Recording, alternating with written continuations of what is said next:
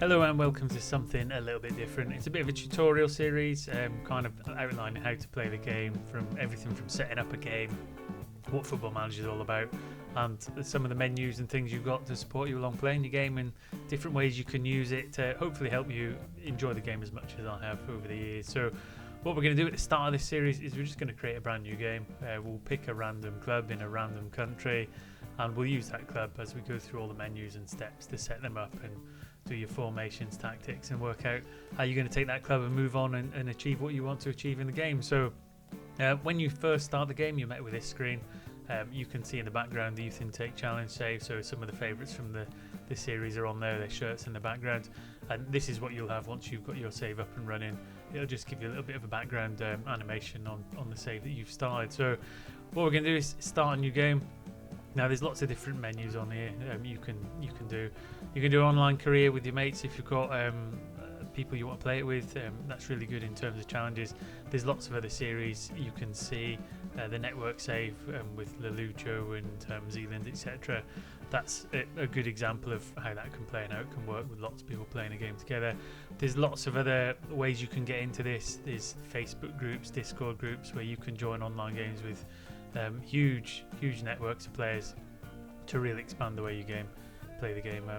So that's one way you can do it. You can do a fantasy draft where you can go and pick your best team ever and play head to head against, again, one of your friends or someone. So if you want to pick the best team in the world in your opinion and pit them against an opposition, you can go into the fantasy draft and do that. Versus mode, very similar. You can just do a straight out versus mode, you against a mate.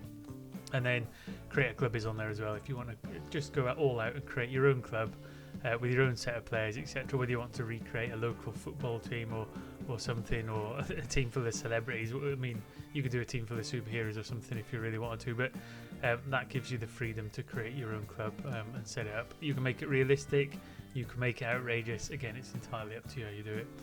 What I tend to go for though is I go for the career mode, which is the kind of simulated experience.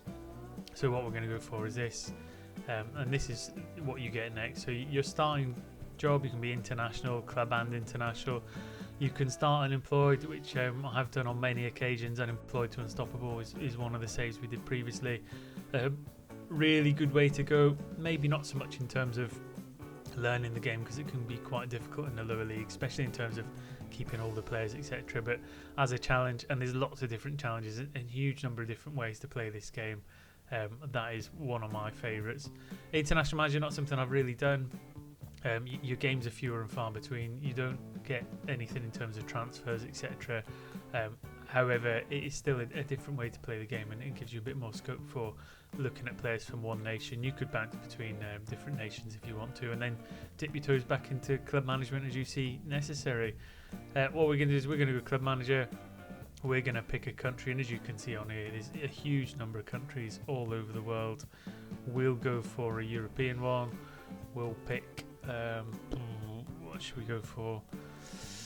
Let's go into Italy, and we won't go Serie A, we'll go into Serie B and pick someone like Sampdoria.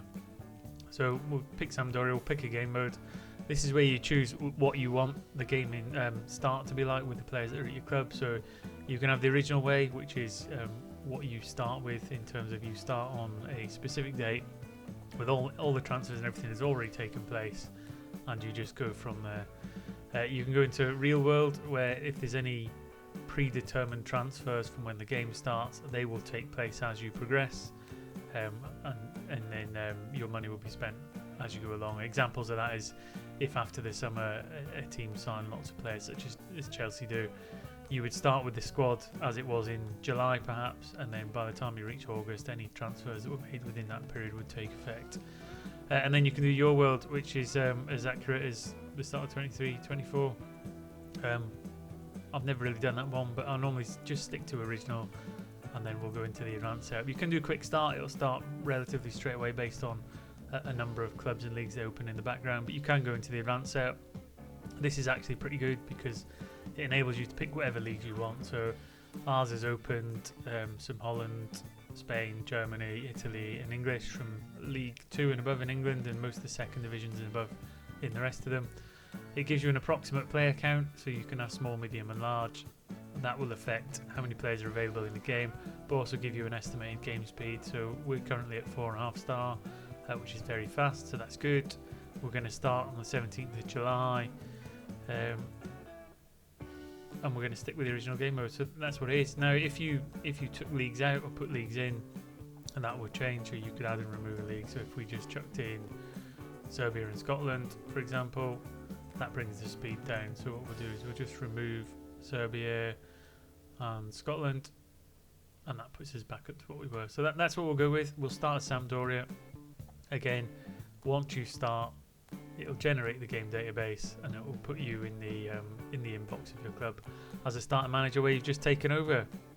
And if you get that far, that is you on the first step forward in your management journey. I think it may just ask us first to create our manager or use a predetermined one. We'll just wait for it to set up the league first. What we'll do is we'll create a new profile. Let's call him... we'll call him Soggy Mog. Male, English, place of birth. Ooh. Where should we put? Oh, we'll just leave it blank. Date of birth, we can be 1993, that's fine. Favourite team, you can put that in anything you want. My favourite team is Everton, so let's find Everton in here and pop them in there.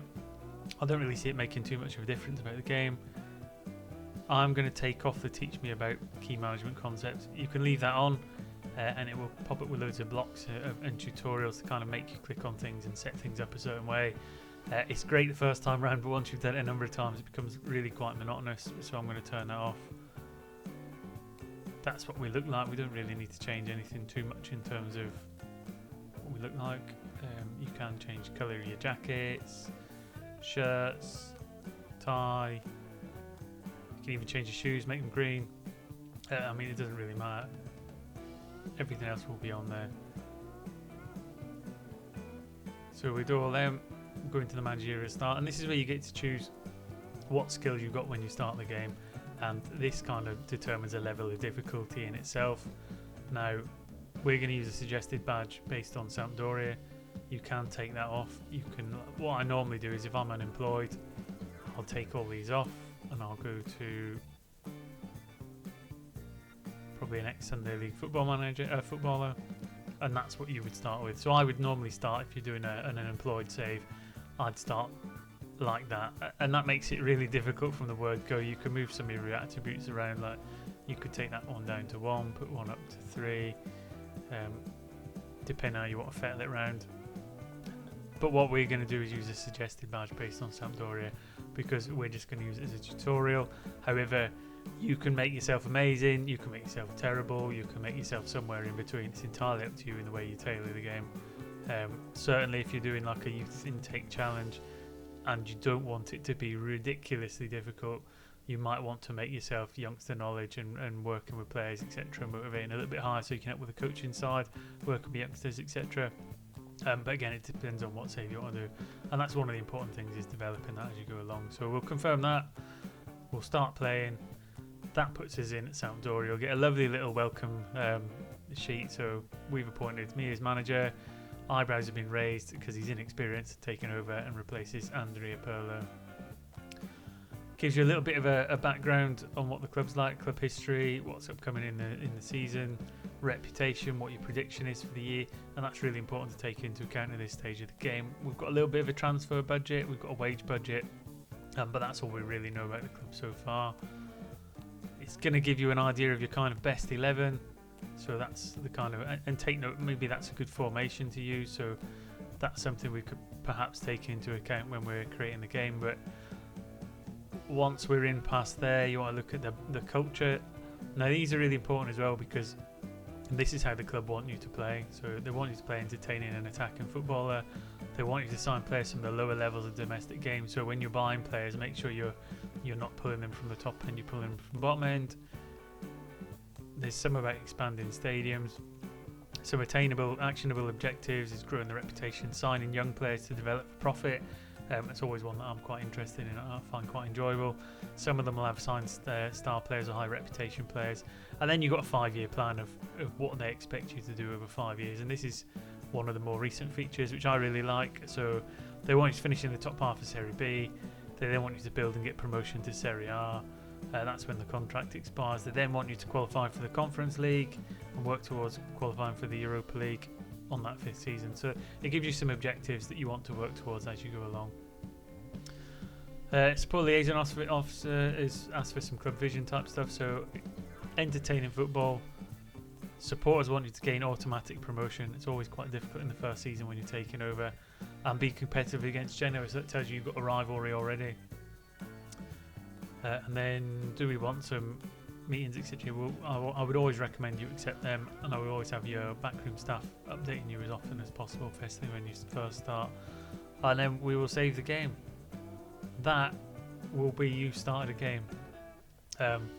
Your inbox is your kind of go-to. I'll cover that in this video, but this is kind of where you're going to get all your information on a day-to-day basis. So it's telling you what your supporters are like. It's getting you to agree, and this is how the board interacts with you, getting you to agree and negotiate all your cultures and objectives. I would normally accept that the first time round. If you're looking to do something in particular, you could tweak it. It'll give you a summary of all your players in the last year of their contract, and again we'll go through that at a later date as to whether you should or shouldn't sign them, etc. You do get some recommendations from your staff, and staff is another thing we'll look at in the future. It'll ask you to create some tactics, it'll ask you to prepare for the season, and then it'll give you an update on what your squads and selection rules are for your particular league. So that's where we are, that's where we started, and that's where we'll leave the first episode. When we come back next time, I'll probably take you through the tactics and how to generate a tactic before we go to the squad planner, because generally the squad planner works better if you've got a formation in mind. So that's what we'll do. Next episode we'll evaluate the squad and make a tactic. So stick around if you like the tutorial. Keep an eye out for the next one. I'm going to be releasing these fairly frequently to get through the whole bulk of them, and I'll try and do them all in fairly quick succession as well, to make sure that you've got access to them all as you play the game and go along. And for all those new people who are playing this for the first time, enjoy the game, try different ways. If you're not enjoying it in particular the first time round, doing a set of transfer rules, or you don't like doing it with a particular club, just change it, start again before you get too invested in the save, because what you really want to do is take something you really enjoy, and then you can really develop a long-term project that it's going to carry you through a huge number of seasons. So hopefully you've enjoyed that. Until next time, enjoy your saves, enjoy your weekend, enjoy football, and I'll see you soon.